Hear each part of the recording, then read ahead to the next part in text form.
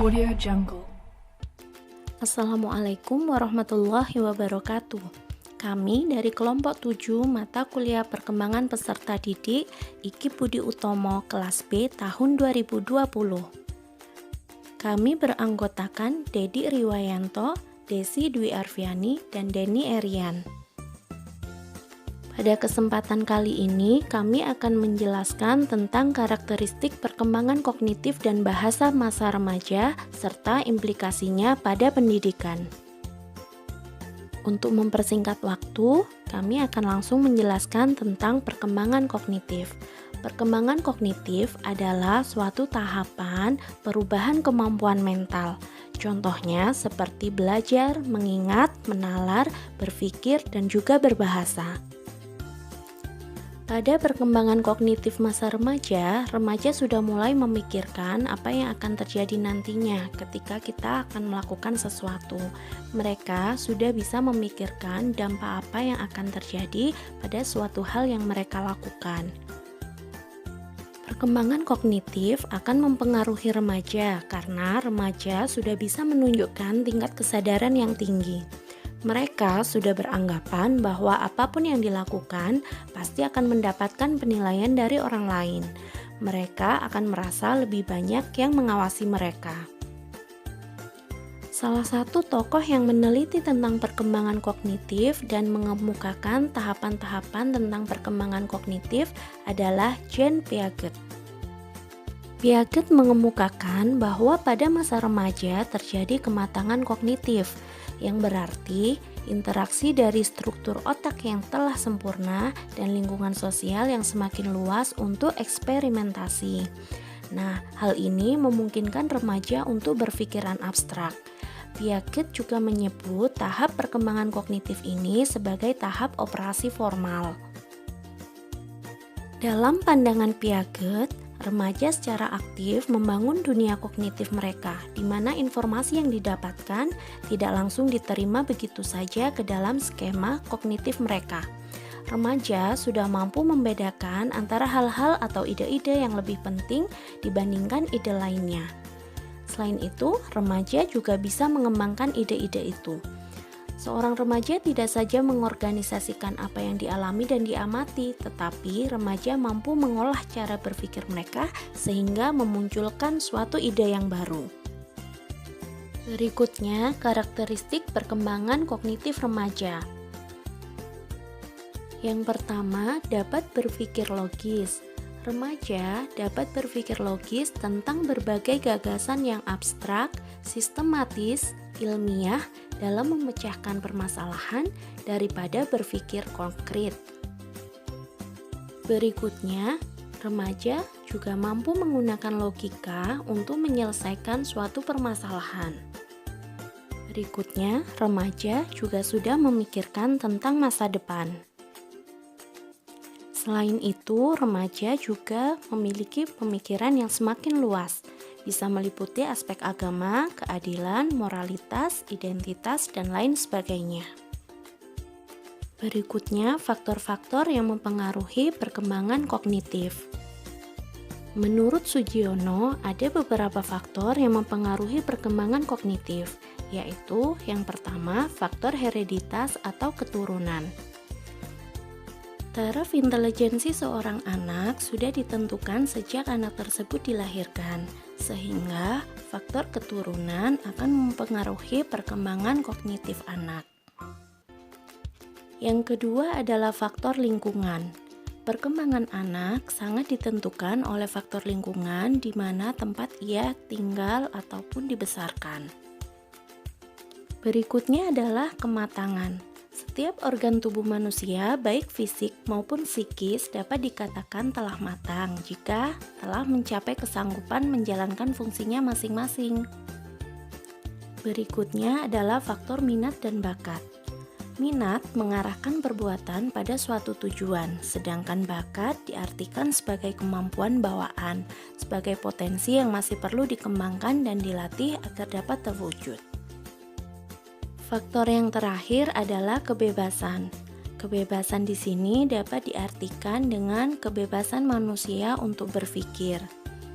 Hal ini berarti manusia dapat memilih metode tertentu dalam memecahkan berbagai permasalahannya. Beberapa ahli berpendapat bahwa faktor utama yang mempengaruhi perkembangan kognitif adalah faktor kematangan dan pengalaman yang berasal dari interaksi seseorang dengan lingkungannya. Selanjutnya adalah perkembangan bahasa. Sesuai dengan fungsinya, bahasa merupakan alat komunikasi yang digunakan oleh seseorang dalam pergaulannya atau hubungannya dengan orang lain. Bahasa merupakan alat bergaul sehari-hari.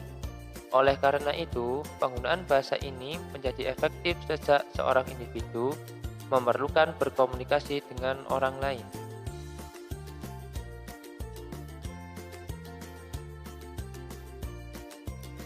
Sedangkan pengertian bahasa remaja adalah bahasa yang telah berkembang dan ia telah banyak belajar dari lingkungan. Dan dengan demikian, bahasa remaja ini terbentuk dari kondisi lingkungan di mana yang terdiri dari keluarga, masyarakat, pergaulan teman sebaya, dan juga dari lingkungan sekolah. Faktor-faktor yang mempengaruhi perkembangan bahasa remaja.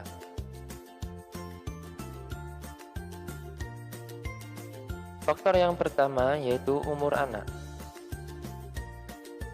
Manusia bertambah umur akan semakin matang pertumbuhan fisiknya, bertambahnya pengalaman, dan meningkatnya kebutuhan. Pada masa remaja, perkembangan biologis yang menunjang kemampuan berbahasa telah mencapai tingkat kesempurnaan. Dengan dibarengi oleh perkembangan tingkat intelektual, anak akan mampu menunjukkan cara berkomunikasi dengan lebih baik. Faktor yang kedua yaitu kondisi lingkungan. Pada dasarnya, bahasa dipelajari dari sebuah lingkungan. Perkembangan bahasa di lingkungan perkotaan akan berbeda dengan di lingkungan pedesaan. Begitu pula perkembangan bahasa di daerah pantai, pegunungan, dan daerah-daerah terpencil menunjukkan perbedaan.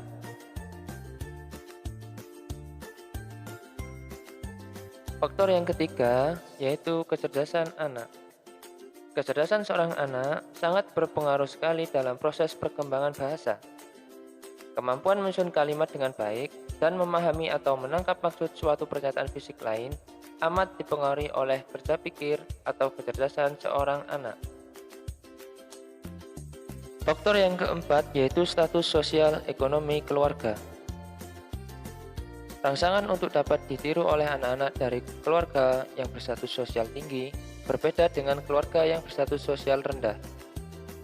Hal ini akan tampak perbedaan perkembangan bahasa bagi anak yang hidup di dalam keluarga terdidik dan tidak terdidik. Dengan kata lain, pendidikan keluarga berpengaruh terhadap perkembangan bahasa. Faktor yang kelima yaitu kondisi fisik. Kondisi fisik ini mencakup kesehatan seorang anak. Seorang anak yang memiliki organ suara tidak sempurna akan mengganggu perkembangan dalam berbahasa. Kondisi fisik yang tidak sempurna ini seperti maaf, bisu, tuli, ataupun kakap. Faktor yang keenam yaitu bakat. Ada hal yang disebut dengan kepandaian khusus atau bakat untuk belajar berbahasa, di mana tidak semua orang mempunyai tingkat yang sama. Kemampuan anak yang satu akan berbeda dengan kemampuan anak yang lainnya. Selanjutnya, bagaimana implikasi perkembangan kognitif dan bahasa masa remaja terhadap pendidikan?